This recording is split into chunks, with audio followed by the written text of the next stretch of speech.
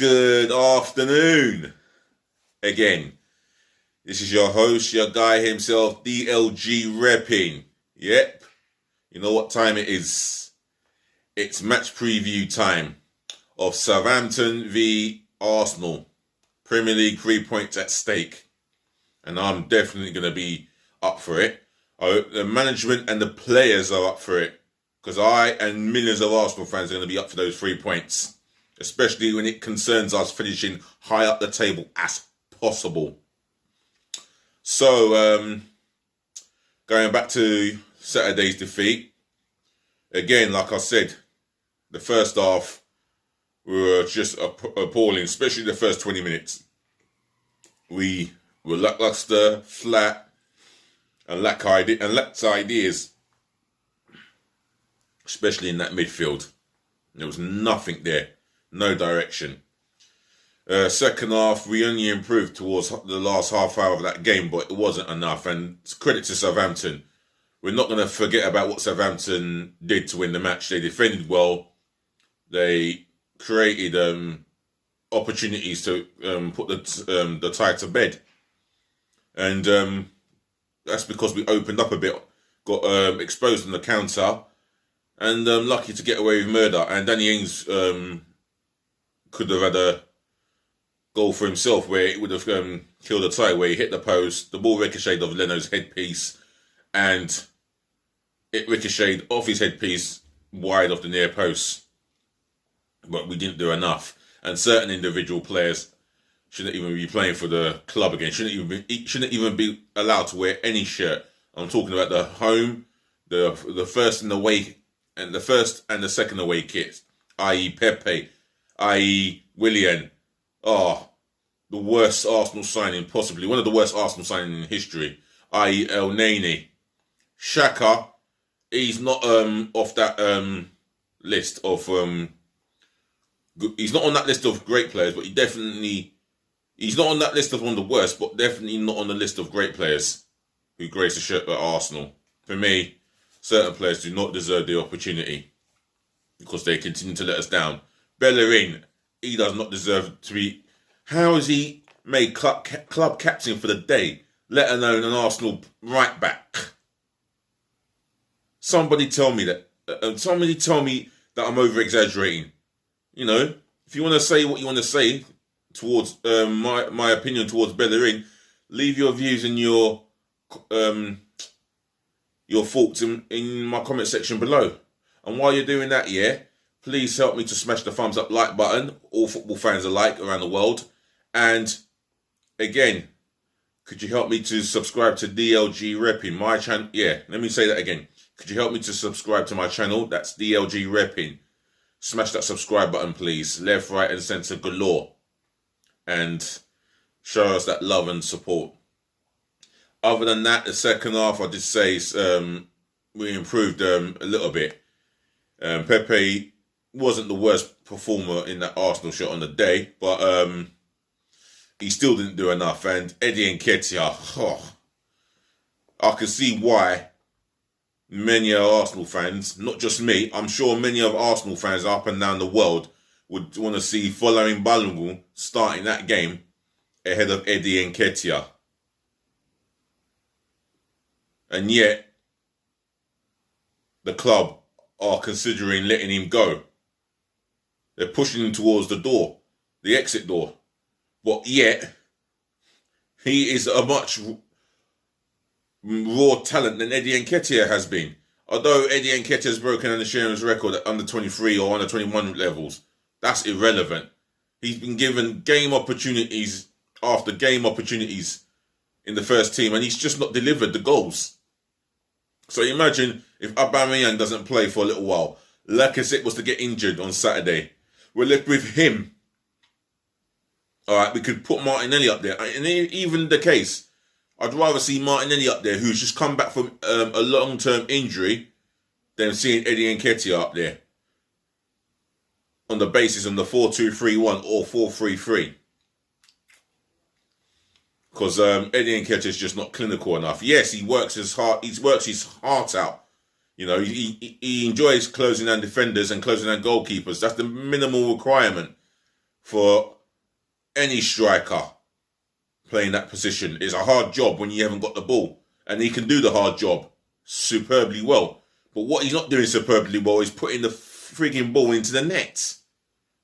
And that is what we Arsenal fans crave for. Anyway, enough about certain individuals, and let's look forward to the Southampton game tomorrow night. Hence the reason why I'm doing this video, of course. So, without further ado, I'm going to be picking the team. My team that I will go with, my substitute bench that I will go with, and the formation is 4-2-3-1. It's the winning formation. That's what's got us. There's got us. Let's say 5 wins out of 7 games, drawn 1 and lost 1.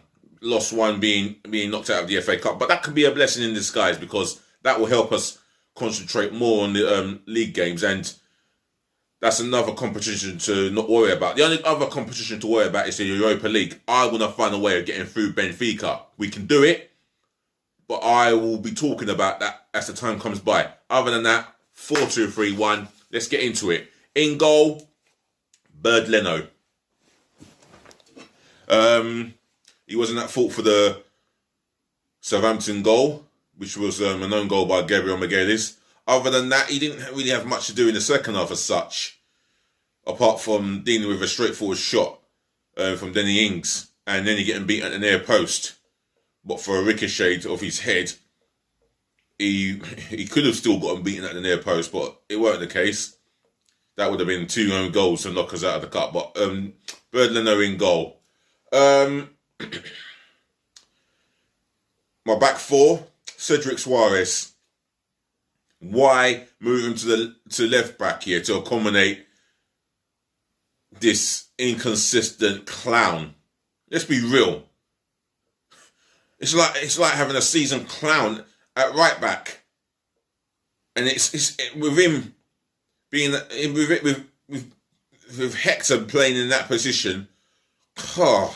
It just mocks a joke out of us, and I'm fed up of that.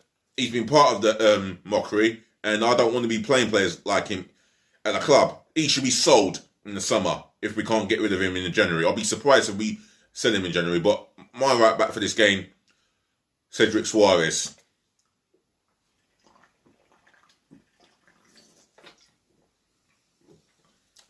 Need to get that one down me. My centre half pairing, I'm going to go with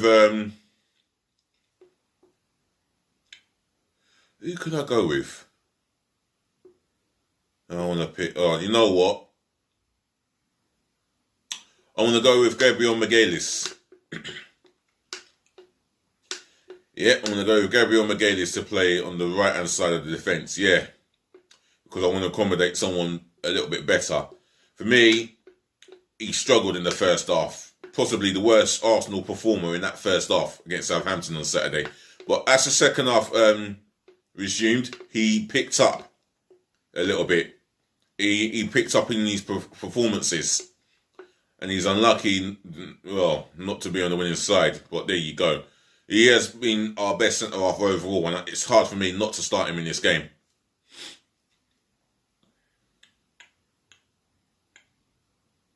Or do I go with... Yeah, I'm going to go with Gabriel Magalhaes. Because I don't know if I can trust Rob Holding. No. Rephrase that. The centre-half is going to play on the right-hand side for me is Callum Chambers. He's going to get an opportunity, like Soares, to play against his old club. Callum Chambers is a better centre-half than he is a right-back or a sitting midfield player. Callum Chambers starts this game for me. Alongside him will be Gabriel Magalhaes.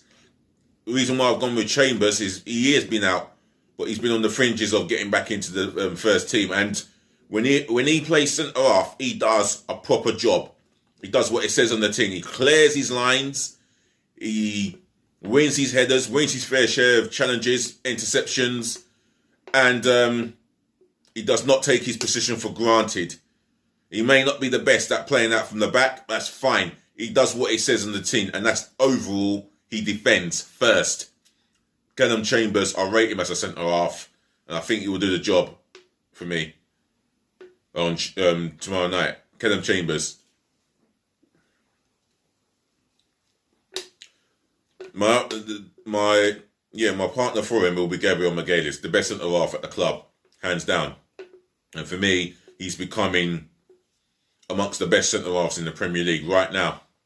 For me, he's been a phenomenal signing. I would say more excellent signing than phenomenal. But his performances overall have been phenomenal. He's been an excellent signing. He's been completely solid. He's composed. His composure on the ball is just unique, and he never panics when he's got the ball at his feet. And defensively, one thing I love about him, and I said this in my previous video, if you've listened, he never backs off from a challenge. He'll step out of the defensive line to make that tackle. Whether he commits a foul or not, at least he knows he's going to get booked, knowing that he's not the last man. Or he'll commit a foul without even getting a talking to, knowing that he's not the last man. That's the complete centre half that I've been crying out for years. Gabriel Magalhaes and Chambers and Magalhaes together. Left back Kieran Tierney. He's the king in that position until he gets a proper challenge.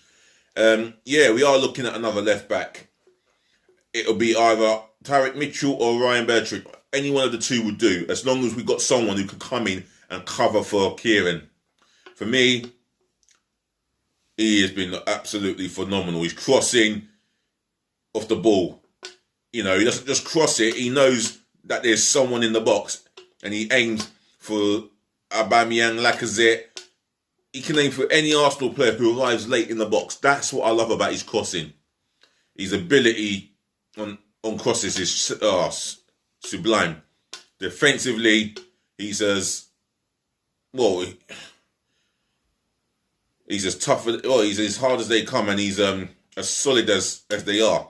He knows when he's in the right position, and he is aware of where the danger is. He don't just spot danger. He works it out. He goes to where the danger is when he's defending. Kieran Tierney.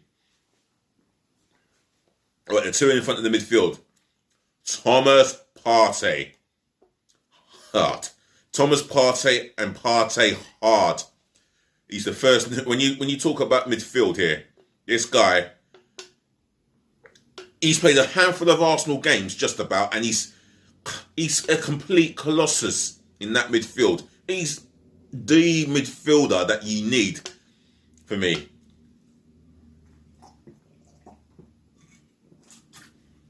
And for me, I would have him in that midfield for me all day long. Right, I would go with Danny Ceballos alongside him. For me, he gets a lot of stick from Arsenal fans, and some of the stick that he gets is completely unfair. For him, he does give the ball away, but he's not scared to give the ball away, making a dangerous forward pass, unlike El Neni. With Xhaka, he makes a good pass forward. He's been all right, but with Danny Ceballos in this particular fixture, it'll be ideal. Southampton will like to open up, and that's fine.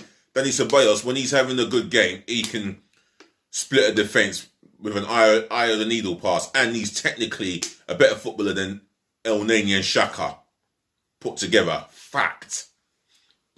Thomas Partey and Danny Ceballos to play in front of that back four. To start in front of that back four, should I say.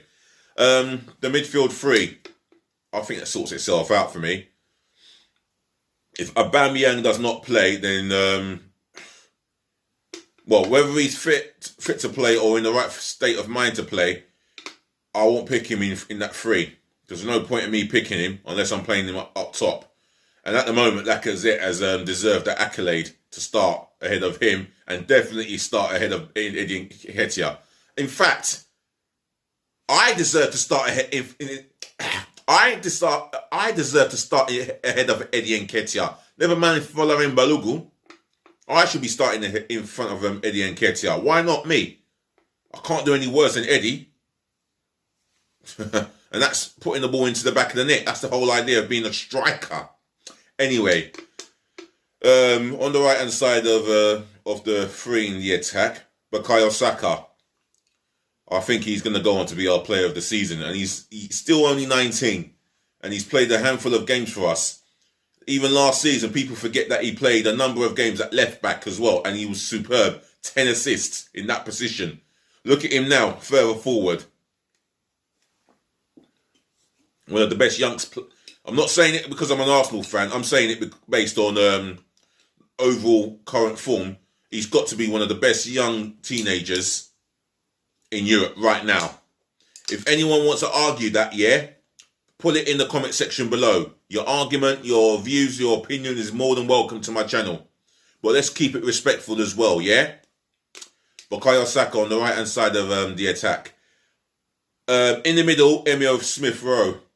Bukayo Saka and him, they enjoy playing together. And whenever they play together, they've been sensational. And they're both, Emile Smith-Rowe is only 20. Saka's not 20 till September. Remember those words. Remember I said that, And them two together, they've caused a lot of upheaval amongst defences. And I expect them to have a go at Southampton's defence. In the left wing forward position, Gabriel Martinelli. For me, he's due a good game, and for me, I will keep giving this guy games until he picks up form and he picks up the goals from where he left off from last season. This guy is a complete damn talent. Not just a talent, but a complete footballer. He's direct. When he's at his best, he's direct. He scores goals. He's got assists in his game. He works hard off the ball. He's not scared of a challenge off the ball. And I'm talking about the overall footballer that is Gabriel Martinelli. Got double figures last season for a reason. And for me, I'm picking him in my team. Up top, Alexander Lacazette. Goals, holding the ball up well. If he carries this form on, if he can continue to score goals as well as doing what he does with and without the ball, only a matter of time until Didier Deschamps considers looking at him again. I'm not saying he'll be picked for the French squad, whether it's the 30-man squad to the 23-man squad, but he will be looked at again. So for me, Alexander Lacazette up top. Right, the substitutions. That's my starting 11 done. Now the 9 substitutes. In goal, Matt Ryan. Definitely Matt Ryan. I'm sure he would have done some training by now. And he would have got used to the culture of Arsenal and the way that we carry ourselves. And I'm sure he is eager to push Leno all the way. So Matt Ryan in goal. Right back. Well, let me go for... No, did I say right back? Well, let me just go... You know what? I'm going to go with Pablo Mari. Now, I would have picked him for this game, but I just wanted to give Kevin Chambers an opportunity. But I'm going to put Pablo Mari on my bench. He's been consistent, and I don't know why I'm not playing him. I feel sorry for him if he doesn't play this game. If he does play alongside Gabriel Magalhaes, I would be happy. But I'm going with Kevin Chambers here. My third substitution, Ainsley Maitland-Niles. Now, he's coming for some criticism based on his last performances against, who was it? Palace. Yeah, he was woeful at left back. But if you at right back or in the midfield slot, he wouldn't be out of place. But for me, he's a substitution that I plan to bring on if we need to bring him on. But he's on the bench. My full substitution, David Luiz. Now, he could start on Tuesday. He could start tomorrow night. But I want to go with a defence capable of looking after Che Adams and Danny Ings. And I don't see why the two centre-half I've gone for can't do the job. So I'm going to go with Chambers and Gabriel Magalhaes. Now, with David Luiz, he can also play as a DM, and Chelsea fans more love him as a DM than they do love him as a centre-half, unless he's playing in the back three. Because in a back four, he's more likely to be a nightmare. and he seems to have a lot of difficulties adapting to the back four. So for me, David Lewis is on my bench. Rob Holding, he makes the bench for me. I mean, I wasn't going to select him for the squad, but he'll make my bench. He's in and out of form most of the time, and that tells me that he's inconsistent. And if he's inconsistent, he's just no good for me he's no good for me in the first team on a regular basis. And there were times that he loses concentration, and strikers would rather play off him than they would play off McGalis, because they know what they're getting with McGalis. A no-nonsense performance. A no-nonsense approach. But with Rob Holding, I can't say I feel the same way about him. So he'll be on the bench. Joe Willock on the bench for me. For the simple fact is his energy in the midfield is what we need. And he's the only midfielder that we have at the club that can who arrives late into the box and looks to score goals from that position. And I like that. But with Joe Willock, when he's got the ball, his decision making can be poor. He'll run with the ball, get past a couple of players, not look up and see that there's a player in an advanced position better than him, and he will shoot. Or he will shoot instead of when he needs to pass, he will shoot. Or when he needs to shoot, he will just pass. I can't. With Joe Willock, if his decision making improves, he would be pushing for the first team spot. But I'm going to put him on the bench. He's one to come off the bench. Reece Nelson, he's done nothing wrong for me to be left at. For me, he should be on the bench. He's done nothing wrong for me, and I don't know why he's been left out recently. I mean, he's got a lot of talent. There's a chance that he may go out on loan, but not for me. I think he can push to get into that first team if he plays in his right position. All right, substitute number 8, Pierre-Emerick Aubameyang. Yep, he's my 8th substitute on the bench. He's carried us for 2 seasons, as we all well know. He is the club captain by God knows what decision that was, whose decision that was. But he is the club captain for me. He's a goal scorer, and if we need someone to come in and get us a goal or two, he'll be that guy to do the job. So Pierre-Emerick Aubameyang. Substitute number 9, Folarin Balogun. Eddie Nketiah can do some thinking, I don't know what he's going to do, but for me, he's just not going to make the squad. He hasn't deserved it. He's had his opportunities. At least Folarin Balogun can show us something if he is to come off the bench. And I think not just the potential in him, but there is so much talent in that boy. And I would like to see him play for the Arsenal a little bit more than Eddie Nketiah. So that concludes my starting 11, my substitutions, and the formation. Now, if you've got anything to say about the team that I've picked, the bench and the formation, leave it in the comment section below. I want to hear your arguments, your views and your opinions in my comment section below. Do remember to smash the thumbs up like button, and please, by all Lord, please, dear Lord, will you encourage many football people around the world to subscribe to my channel. That's DLG Reppin. Yep, DLG stands for Dele London Gooner. Otherwise, Reppin is always spelled Romeo Echo Papa Papa Indigo November.